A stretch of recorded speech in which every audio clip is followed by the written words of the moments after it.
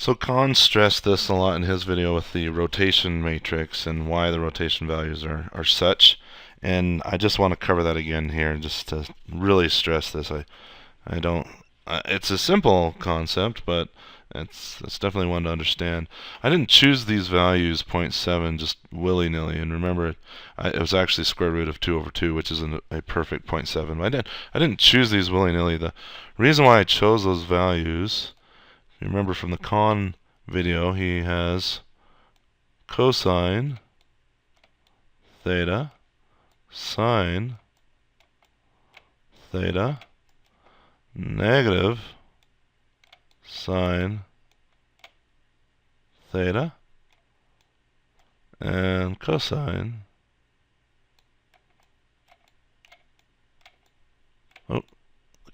theta. Alright, well, why these values? Well, if Kahn didn't explain it well enough, let me make a feeble attempt at trying to enhance that experience. But you see our basis vector, its length is still 1, and this basis vector, its length is still 1, and we've rotated by the angle theta. Now I'm going to try to attempt to zoom into there. So I'm going to draw this basis vector. Let's just draw it out here. A nice pi over 4 in radians, or 45-degree angle.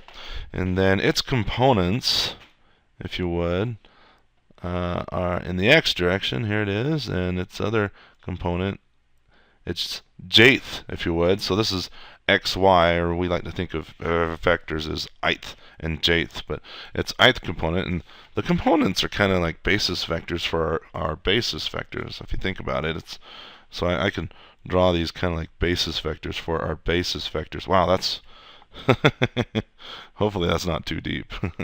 Maybe a little bit recursive, but not too deep. These components make up our basis vectors. Well, what is the length of this x component? What's the length of this y component? Well, first of all, we rotated by a theta. Okay, if you remember that, so I'm going to add theta here, and then the trigonometry. If you don't understand trigonometry, watch the whole entire trigonometry playlist and take a trigonometry class. Definitely something you need to master. But this is fundamental trigonometry, so to say. Remember SOHCAHTOA,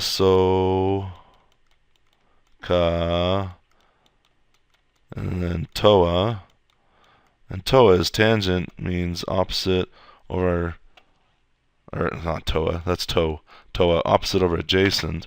But we're not going to deal with tangent here. We just need sine and cosine.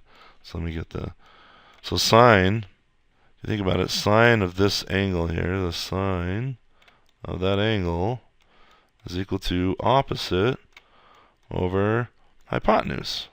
Okay, this is our opposite side here, and this is our hypotenuse.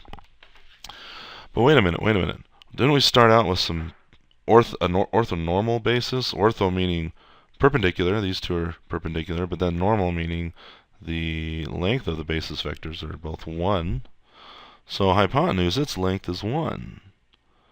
Well, if this value here, this h, is 1, I put a 1 there, so opposite divided by 1, well, that's the same as just saying opposite. Okay, anything divided by 1 is just itself, so we can replace that whole expression there with just opposite. And that's a special case.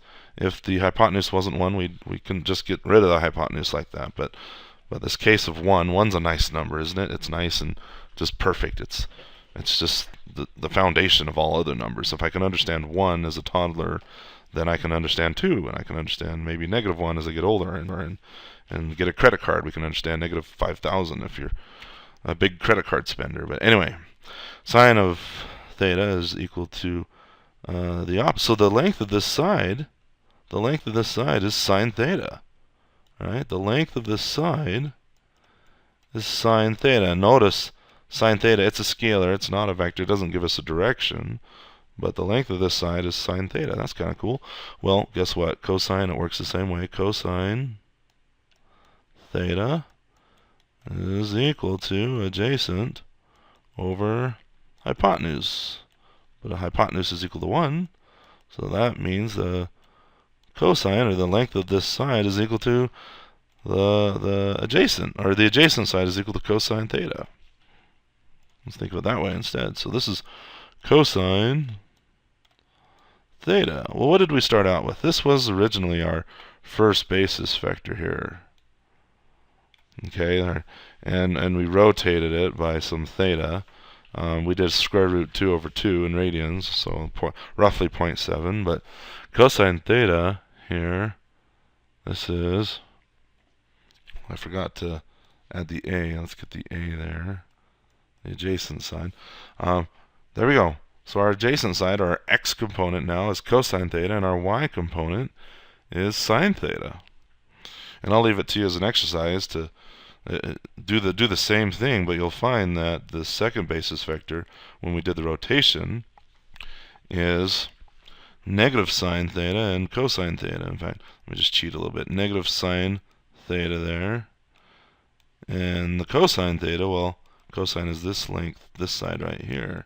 So you can do the same exercise and you'll find that result is true as well. And also notice our basis vectors, they're still normal. They're normalized. They're normal, meaning normal to each other, but they're normalized. Wow, that terminology is confusing. Normalized means length 1. Normal means perpendicular.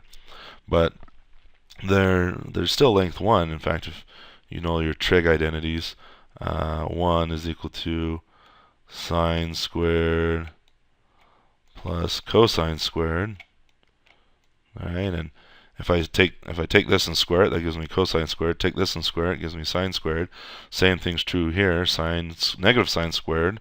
Well, anything a negative times a negative is positive, so that gives us sine squared as well. And cosine squared, well, that's cosine squared, and the length of that's 1.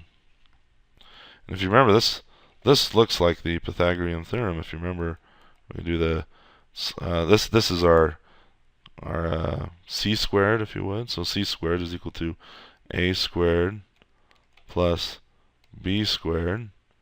Well, our b is cosine, so b squared is cosine squared, and our a is sine, so a squared is, or sine squared.